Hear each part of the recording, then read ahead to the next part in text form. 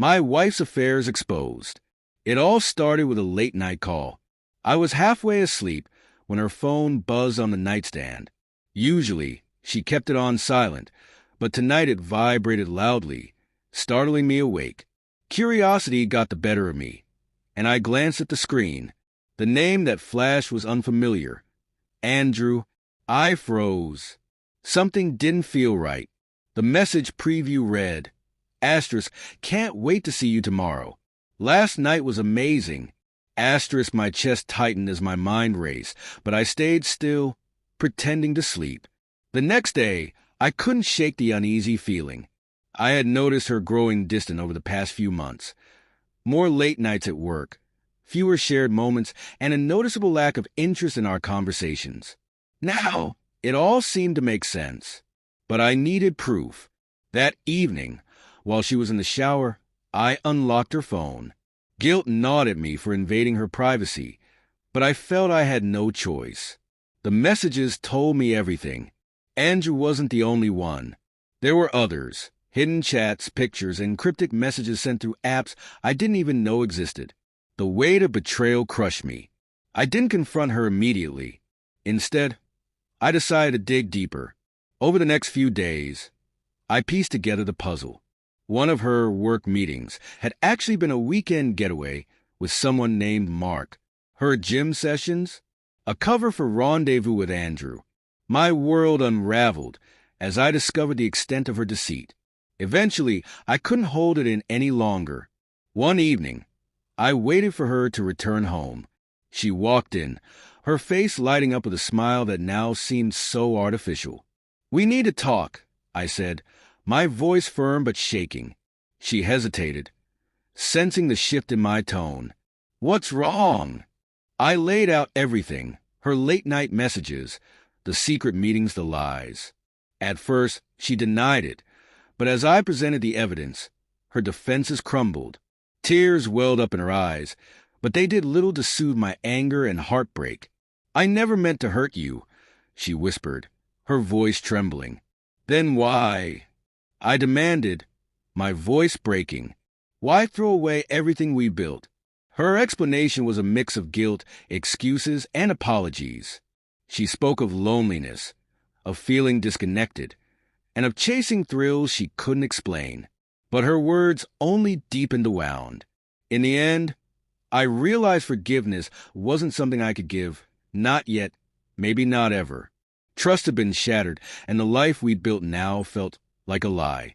Exposing her affairs had brought clarity, but it also left me standing in the ruins of what once was. The days that followed were a blur of silence and tension.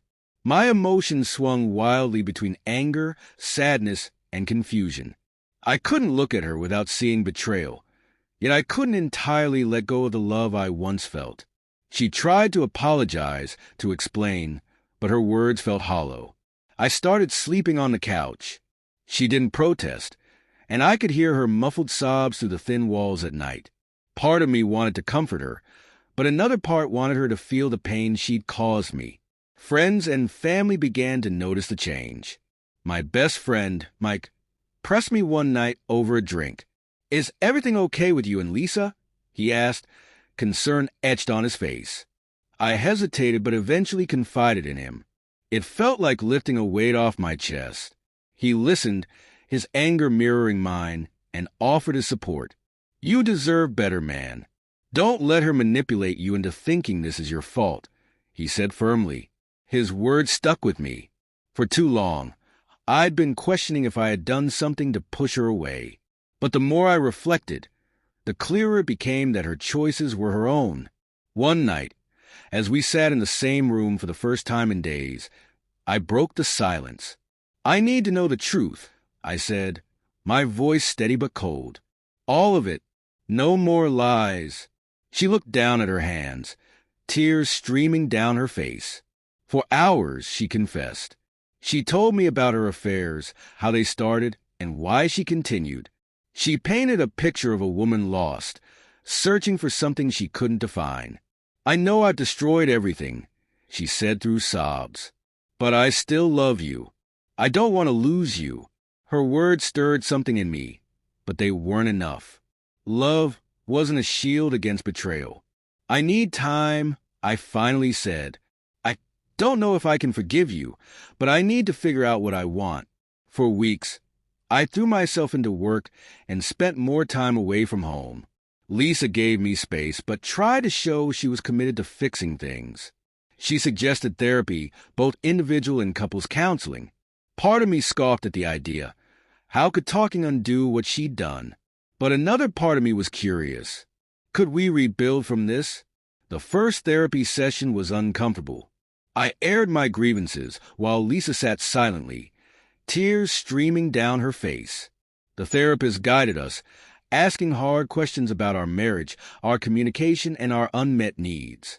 For the first time, I saw glimpses of the cracks in our relationship that I'd ignored for years. But understanding didn't erase the hurt. Every time I saw her, I remembered the lies, the other men. Trust seemed impossible to regain. One evening, I found myself sitting alone, staring at an old photo of us on our wedding day. We looked so happy, so full of promise.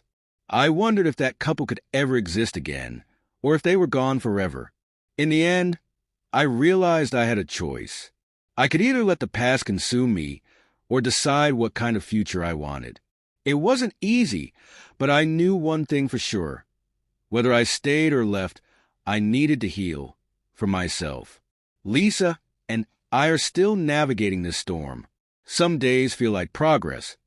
Others feel like I'm drowning. Whether we make it or not, I've learned that betrayal doesn't just break trust. It forces you to confront truths about yourself, your partner, and what you truly value in a relationship. As the weeks turned into months, I found myself standing at a crossroads. Lisa continued to attend therapy and worked tirelessly to prove her remorse, but I couldn't ignore the scars her betrayal had left. One evening, I sat her down. "I've made a decision," I said, my voice steady. Her eyes searched mine, brimming with hope and fear. "I need to move on for myself," I continued. "I can't keep living in the shadow of what happened. I hope you find peace, but I need to find mine first." Tears streamed down her face as she nodded, understanding that our story had reached its end. Walking away wasn't easy, but it was necessary. Healing would take time, but for the first time in months, I felt the weight beginning to lift.